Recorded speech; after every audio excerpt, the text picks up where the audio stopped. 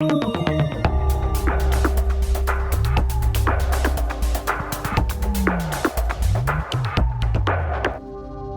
to WROL Broadcast. I am Hate Mail. With me today we have Tewtytron. I'm back again. Woohoo! Actually, this episode's probably going to come out before Hush, because doesn't she release first? I mean, yes, but I've been on this before, so Yeah. it's been like a year, but yes. It's been a little while. Yeah. It's been a little while since we've done multiple episodes, so it's kind of a double whammy. Right. It's like you took a break from WROL or something. Yeah, we just had a little downtime. Yeah. For a podcast that's in the 400 episodes, it's kind of expected. Fair enough. Especially with a game that's kind of like limping along. Actually, a lot of the bugs got fixed, and the new tunes that just came out were surprisingly not real bugs, so that's a big positive. I mean, we set the bar very low for this game, but it's... Right.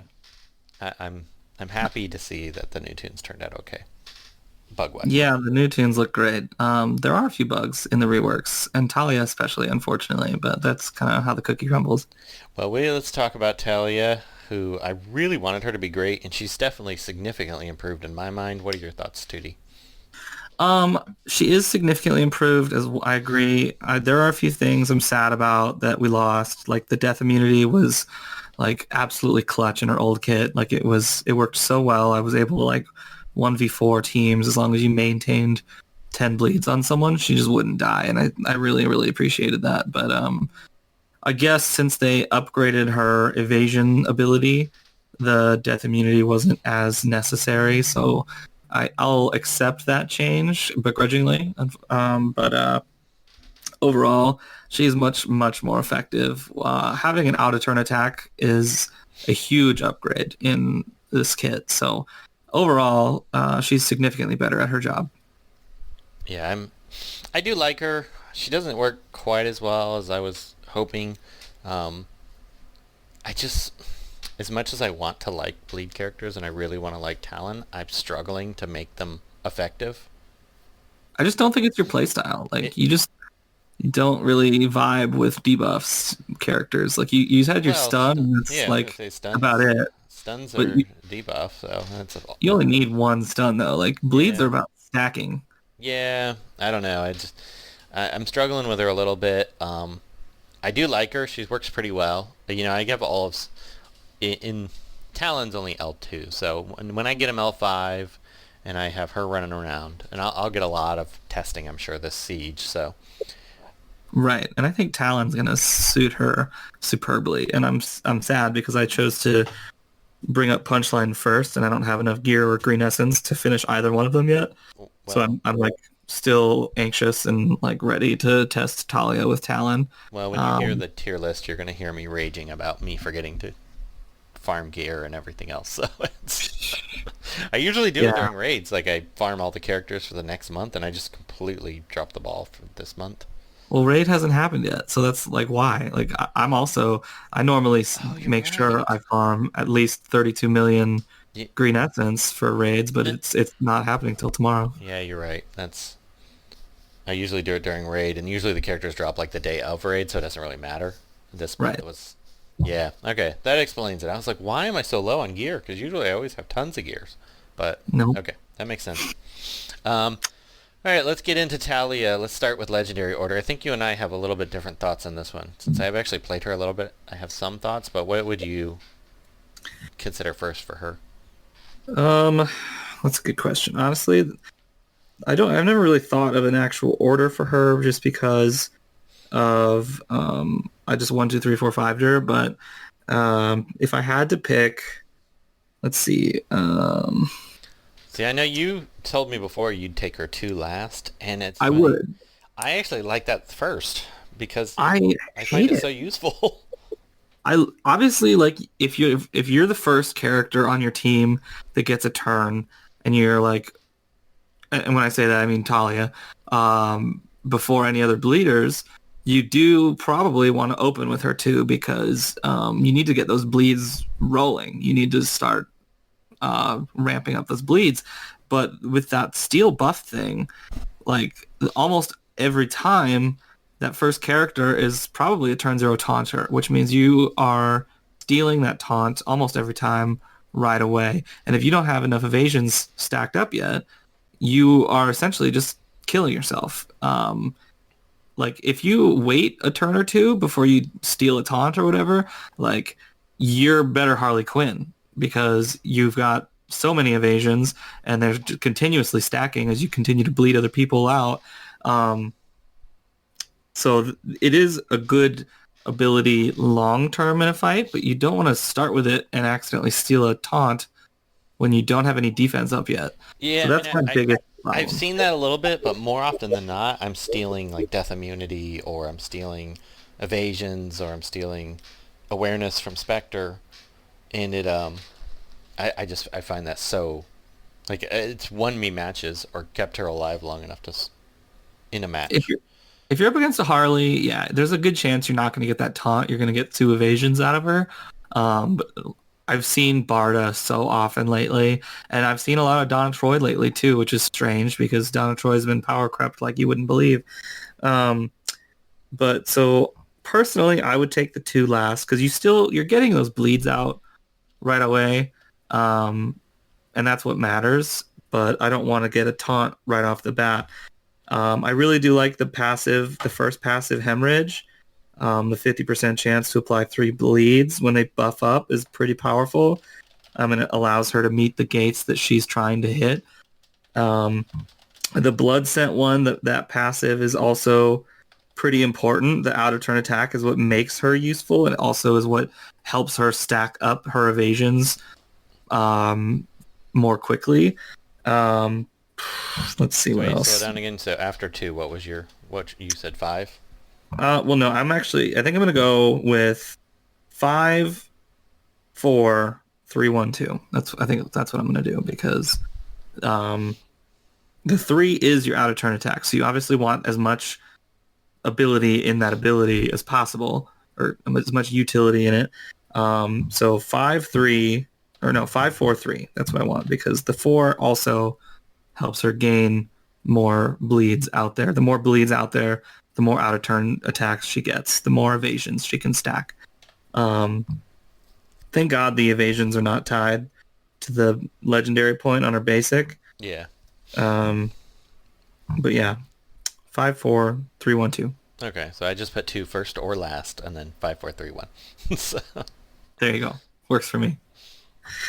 But as far as like new kit stuff goes, I was pretty disappointed with the Blood Scent passive, the first part of it, because the 75% chance to gain 2 evasion ups, and I mentioned this in my Tewty tune that I released last night, that passive ability only applies to the precision shot.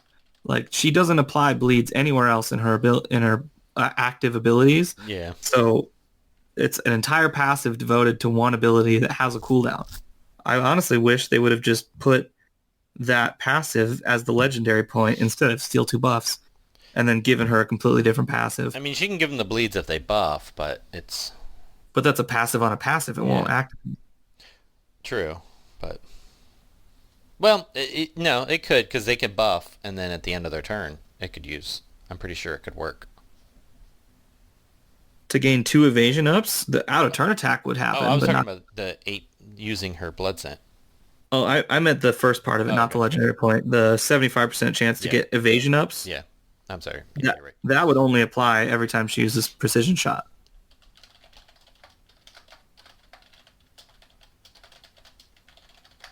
Does that make sense? Yeah, that makes sense. Yeah, okay. You're right. I was talking about just her using the using her blade dance. Yeah, no, that's fine. We like that.